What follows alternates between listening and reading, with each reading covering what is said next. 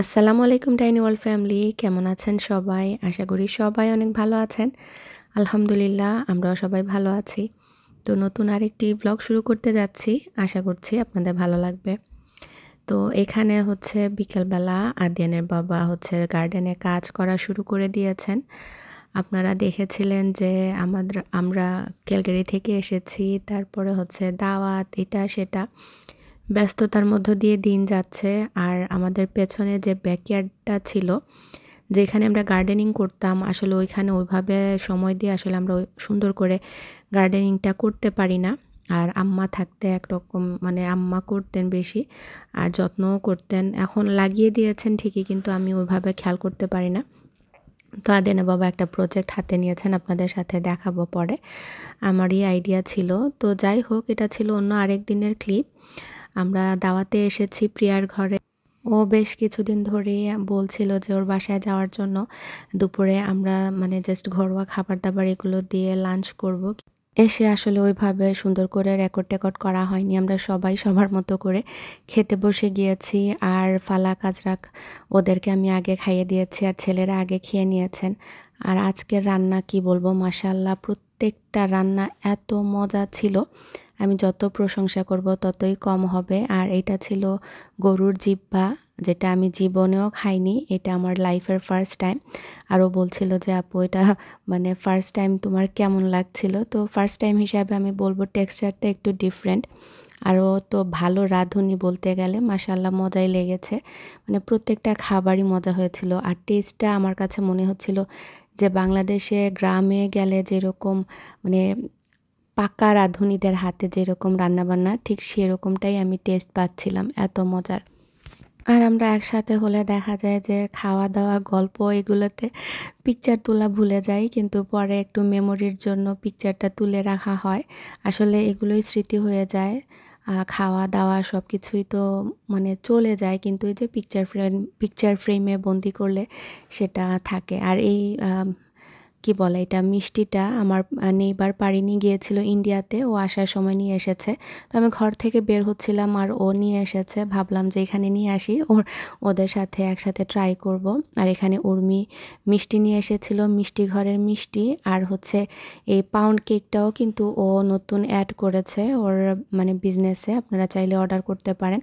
অনেক মজার pound cake, একদম মানে ঘরোয়া স্টাইলে, বাট মজা, খুবই মজা। চায়ের সাথে চা হিসাবে যদি চান ঝটপট, তাহলে ওর কাছ থেকে অর্ডার করতে পারেন। মিষ্টি ঘর তো আপনারা সবাই মোটামুটি চেনেন। তারপরও আমি ডেসক্রিপশন বক্সে নাম্বার দিয়ে রাখবো। তো আমরা চা খেলাম। ভাত খাওয়ার পরে আসলে চা না খেলে মনে হয় যে তৃপ্তি মেটে না।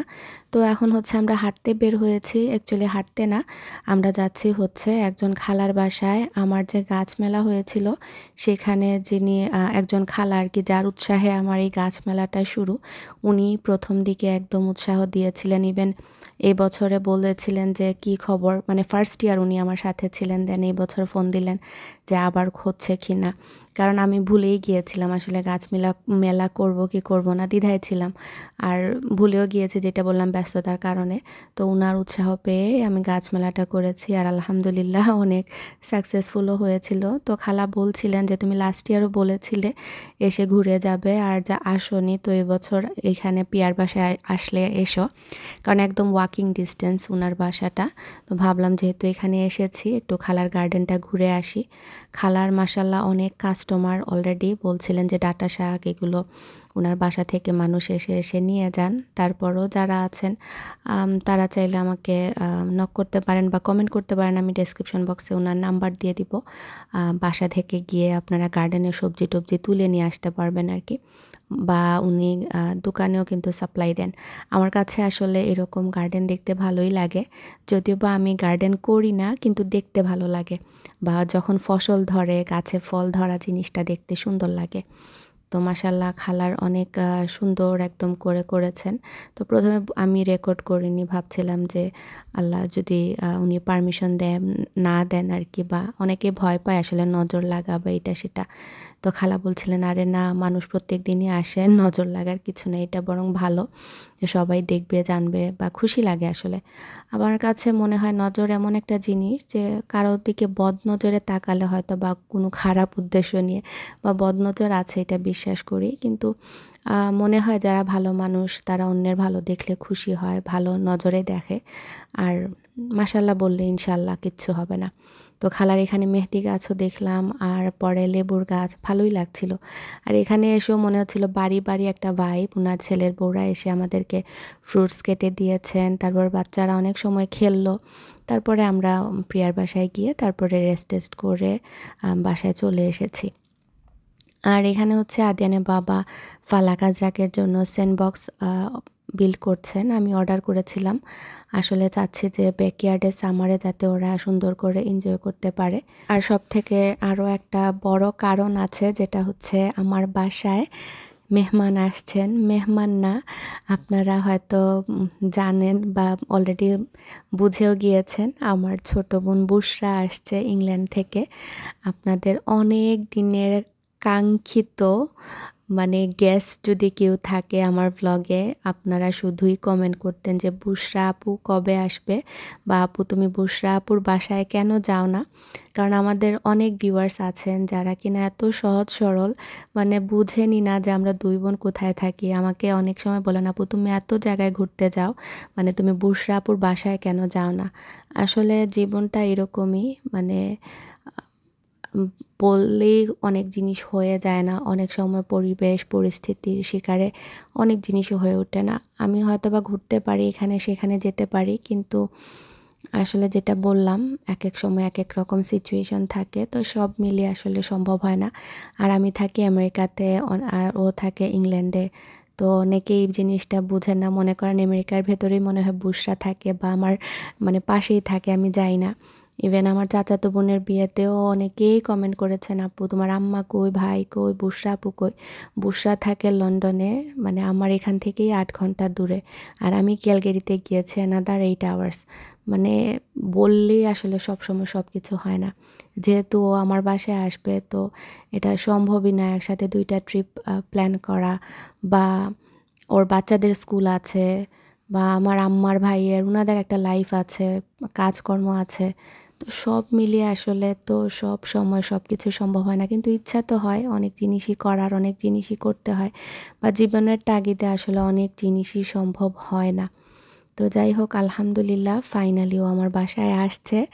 আপনারা নিশ্চয়ই অনেকেই খুশি হয়ে গিয়েছেন, আর ওর ব্লগ যারা দেখেছেন ওরা তো নিশ্চয়ই জানেন, ও অ্যানাউন্স করেছে। ভেবেছিলাম দুই বোন একসাথে ব্লগ মানে আপলোড করব, আপনাদের সাথে খুশির খবরটা শেয়ার করব, কিন্তু ওই যে সময় সুযোগে আমার আর ওর একসাথে মিলে না। তো কি আর করা, আমি এখন জানিয়ে দিচ্ছি ইনশাল্লাহ আগামীতে আমরা দুই বোনকে একসাথে একই ক্যামেরায় আপনারা দেখতে পারবেন। আসলে মাঝে মাঝে চিন্তা করি দুনিয়াতে আসলেও ভালো মানুষরা এখনও বেঁচে আছেন, নতবা আপনাদের কি স্বার্থ আমরা দুই বোনকে একসাথে দেখার বা আমাদের খুশিতে আপনাদের খুশি হওয়ার। তো একটু আগে যে কথাটা বললাম, বদনজর বা ভালো চিন্তা বা মানুষের খুশি দেখে খুশি হওয়া, আসলে যারা ভালো মানুষ তারা দেখা যায় অন্যের খুশিতে খুশি হয়। এই যে আপনারা ভালো মানুষ বিধায়ী আমাদের দুই বোনকে একই ফ্রেমে দেখতে চাচ্ছেন, নতবা এছাড়া তো আপনাদের কোনো স্বার্থ নাই যে আমাদেরকে দেখে আপনাদের কী লাভ। হয়তোবা আপনাদের মায়া বা ভালোবাসা থেকে এটা বলেন সব সময় যে আমরা দেখতে চাই তোমরা কেন একসাথে হও না, বা দুই বোনকে মিস করো। বুশার এই ভ্লগে অনেক আপুরাই দেখেছি কমেন্ট করেছেন যে ওর কান্না শুনে আপনারা কান্না করছেন, যে খুশি হয়েছেন। আসলে এটাই হচ্ছে 2 দিনের দুনিয়াতে মায়া। মায়া এমন একটা জিনিস যে কাউকে না দেখেও মায়া সৃষ্টি হয়। আবার অনেক সময় দেখা যায় যে একই ছাদের নিচে থেকেও একজন আরেকজনকে সহ্য করতে পারে না। বা জীবনে আমাদের অনেক মানুষের সাথে পরিচয় হয় যে আপনার সাথে বিশ্বাসঘাতকতা করে, মানে আপনাকে এমনভাবে পিঠে ছুরি বসাবে যে আপনার ওই মানুষটার চেহারা জীবনেও দেখতে ইচ্ছে করবে না, বা চোখের সামনে পড়লেও ওই মায়াটুকু আপনি কাটিয়ে আসতে পারেন। আল্লাহ তাআলা লাইফটাকে কেমনভাবে যে আমাদেরকে বানিয়ে দিয়েছেন, আমরা একটা গট বাঁধা মানে রুটিনের ভেতরে বা সিস্টেমের ভেতরে পড়ি। তো আল্লাহ সবাইকে শান্তি দিক, সকল যত আত্মীয় স্বজন আছেন বা যত সম্পর্ক আছে আল্লাহ তাআলা যেন সব সম্পর্কের মধ্যে রহমত দিন, বরকত দিন, ভুল বোঝাবুঝি থেকে বিরত রাখেন বা শয়তানের ওয়াসওয়াসা থেকে বাঁচিয়ে রাখেন। তো যাই হোক, আসলে অনেক কথাই বলা যায় ব্লগে। শান্তিতে আসলে ভয়েস ওভার দেওয়াটা আমার জন্য ইদানিং অনেক টাফ হয়ে যায় বাচ্চা কাচ্চা নিয়ে। তো চেষ্টা করি তারপরও আপ টু ডেট থাকতে, আপনাদের সাথে কমিউনিকেট করতে। তো আমাদের এটা 4th of July উপলক্ষে একটা প্রোগ্রাম ছিল। আমাদের বাসা থেকে প্রায় 2 ঘন্টা ড্রাইভ করে গিয়েছিলাম। ওইখানে বেলুন ফেস্টিভ্যাল, তারপরে হচ্ছে এয়ার শো ছিল, অনেক ভালো লেগেছে। আর 4th of July আমরা আমাদের নেইবারের সাথেও ফায়ারওয়ার্কস করেছিলাম। এটা অবশ্যই বাসায় আসার পর থেকেই আমরা প্রত্যেক বছরই করি যদি মিশিগানে থাকি আর কি।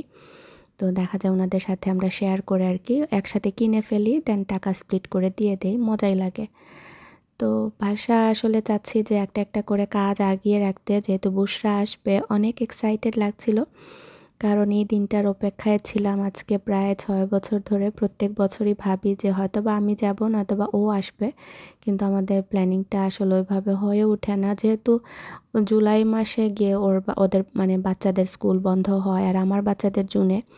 আমি যাইনি এই কারণে যে জুলাইতে গিয়ে পরে আমার আগস্টে চলে আসতে হবে। আমি এত স্বল্প সময়ের জন্য ইংল্যান্ডে গিয়ে আমার পোষাবে না, কারণ আমার আত্মীয় স্বজন অনেক মানে বেশি বা বন্ধু বান্ধব ইংল্যান্ডে আছেন। ইচ্ছা যে গেলে সবার সাথে দেখা করব, ঘুরবো, একটু রেস্ট করব, রিল্যাক্স করব। এটা ভেবেই আরও যাওয়া হয়নি। বা তারপরে বুশরা মুভ করলো বাসা, ওর একটা সেটেলমেন্টের ব্যাপার আছে। তো সব মিলিয়ে একটা বছর করে করে 6 বছর যে কোন দিকে চলে গেল। তো এখানে হচ্ছে একটা টি সেট অর্ডার করেছিলাম আমাদের মিশিগানে লোকাল একজন আপুর কাছে, ফেসবুকে দেখে। তো এত ভালো লেগেছিল, তো আমি কাস্টমাইজ করে আমার মতো করে আর কি আমি অর্ডার করেছি। আর এই চা ঘরের কর্নারটাও কিন্তু আমি মন থেকে আর কি খুঁজে বের করে দিয়েছি যে কোনটা হলে বেস্ট হয়। অনেকগুলো অপশন থেকে এটা মানে আমার মনে হলো যে আমার ঘরে যখন টি পার্টি হয় তখন আমি আমার টি কর্নারে রেখে দিব, এতে করে সব চা খোররা এদিকে আর কি এসে চা খেতে পারবেন। তো আদিনা বাবা কিন্তু এখন নন স্টপ লাস্ট 2 উইকস ধরে এখানে কাজ করছেন বেচারা। রেগুলার কাজ শেষ করে বিকেলবেলা দেখা যায় যে সময়টাতে আমাদেরকে নিয়ে হয়তো বিকেলে একটু বাইরে বের হতো, ও এই জায়গাটাতে সময় দিচ্ছে, কষ্ট করছে। ও আবার সব কাজে একদম পারফেক্ট হতে হবে, মানে থাকে না যে জাস্ট কাজ শেষ করার জন্য শেষ করা, ওই রকমটাও কখনোই করে না, একদম প্রফেশনালি করে। আমার মাঝে মাঝে রাগ লাগে যে এত কষ্ট করার কি দরকার, একটু মানে হালকাভাবে করলেই তো হয়। বলে না, যে কোনো কিছু করলে সুন্দর করে করতে হয়। তো আমি যেটা বলছিলাম, এখানে কিন্তু আমাদের গার্ডেন ছিল আর আমরা কিন্তু ওইভাবে সবজি টবজি কিছু লাগাই না, আর এত বেশি হয়ও না। তো ভাবলাম এই জায়গাটাতে যাতে বারবিকিউ করা বা বাচ্চাদের যে স্যান্ডপিটটা এনেছি এটা ওইখানে মানে সেট করে দিয়েছি, যাতে করে ওরা খেলতে পারে। আর একটু বড় সড়ো দিয়েছি যাতে ফালাক, আজরাক, আদিয়ান, দিন, মানে আদিয়ান খেলবে না, দিন যদি খেলে, ইজান যদি খেলে তাহলে ওরা এনজয় করবে একসাথে করে। তো এটা ভেবেই করা, প্লাস আমাদের বারবিকিউ করার জন্য ওই পাশটাতে একটু মানে একটু আটসাট লাগে আর কি। তো এই জায়গাতে যাতে ইজিলি সুন্দর করে করা যায়, তো এই ভেবে আর কি এখানে একটা বড় পেটিয়ার মতো আমরা করে নিয়েছি। আদিনা বাবা নাইস করে করেছে। আর আমরা চাচ্ছিলাম যে প্রফেশনাল কাউকে দিয়ে করতে, তো 2-3 জনের সাথে কথা বলে ডেট ফিক্স করে ওনারা আসেননি। তো আদিনা বাবা বললেন যাক আমি নিজেই করে ফেলবো। আর যে বক্সগুলো ছিল এগুলো কিন্তু এইখানে নিয়ে এসেছি, যেতে সুন্দর লাগে একসাথে, যেহেতু আমাদের এই পাশটা একদমই এমটি। তো ভাবলাম এই বক্সগুলো একদম লাইন ধরা এখানে রাখলে বেস্ট হবে। গার্ডেনিং তো ওইভাবে করি না যেহেতু, তারপরও মানে যতটুকু করব এখানের জন্য মোর দেন এনাফ। আর এখানে আমার আম্মা কচুর শাক লাগিয়ে দিয়েছিলেন, মানে কচুর মুখী যেটা, সেটা জাস্ট লাগিয়ে দিয়েছিলেন। এখন মাশাআল্লাহ অনেকগুলো কচু হয়েছে। আর যে টমেটো গাছ, এগুলো মানে গাছ মেলা থেকে গিফট পেয়েছিলাম, তো সেগুলো লাগিয়ে দিয়েছি। মাশাআল্লাহ আস্তে আস্তে বড় হচ্ছে। তো আমি আসলে যে গার্ডেন যে হারভেস্ট ফেস্টিভ্যালটা করতে চেয়েছিলাম ওইটা মনে হয় না এই বছর আর করা হবে, কারণ হচ্ছে অনেকেই বলছেন যে এবার নাকি গার্ডেনের কন্ডিশনে তেমন একটা ভালো না, মানে হারভেস্টিং এত ভালো হবে না। প্লাস আমিও তো ব্যস্ত, প্লাস আমি যে পার্কে করতে চেয়েছিলাম ওনাদের সেই প্যাভিলিয়নটা, এটা হচ্ছে ওনারা ভেঙে ফেলছে, মানে পার্ক অথরিটি জানিয়েছে এটা ভাঙা হয়ে যাচ্ছে, এটা অনেকটাই পুরনো হয়ে গিয়েছে। তো আমি যে ডেটে চাচ্ছিলাম ওই ডেটে আমার এই প্যাভিলিয়নটা আমি পাবো না। তো ভেন্যুটা নষ্ট হওয়াতে প্লাস গার্ডেনের যারা গার্ডেনাররা ওনারা না করাতে আমি আর ইভেন্টটাই ক্যান্সেল করে দিয়েছি। ইনশাল্লাহ আল্লাহ বাঁচালে নেক্সট ইয়ারে আমরা করব। বাট আমারও খারাপ লাগছে আসলে। কি আর করা, যদি সবজি না থাকে তাহলে মেলা করে তো কোনো লাভ নাই। যেরকমটা প্ল্যান করেছি ওইরকমটা হবে না, সুন্দরও লাগবে না। বেশি বেশি সবজি হলে দেখা যাবে সবাই আগ্রহ নিয়ে আসবেন বা ভালো লাগবে। তো এই তো আমাদের ফাইনাল প্রজেক্ট আদেনা বাবা অলমোস্ট ডান। তো এটা ছিল অন্য আরেক দিন আমার একটা জায়ের ছোট ভাইয়ের বিয়ে। তো আমি কিন্তু মেহেদিতে আর যেতে পারিনি, আমার শরীরটা একটু খারাপ ছিল, তো মেহেদিতে যাওয়া হয়নি এর জন্য। তো আজকে বিয়েতে যাচ্ছি সপরিবারে। আজকেও আমার অনেক টায়ার্ড লাগছিল, ইচ্ছে করে না আসলে এই গরমের মধ্যে রেডি হয়ে কোথাও যাওয়া, কিন্তু কমিটমেন্ট তো কমিটমেন্টই, যেতে হয়। তো এই তো রেডি টেডি হয়ে আমরা বাচ্চা কাচ্চা সপরিবারে বিয়েতে চলে এসেছি। আর আসার পরে এখন হচ্ছে অ্যাপিটাইজারটা খাবো। আর অনেক সুন্দর লাগছিল। আর এই বিয়ের ডেকোরেশনটা করেছেন এই মিস ইউনিক স্টাইল, ওরা ইনস্টাগ্রামে আপনারা পেয়ে যাবেন। আমি অলরেডি আমার স্টোরিতেও শেয়ার করেছি, আমার খুবই ভালো লেগেছে ডেকোরেশনটা।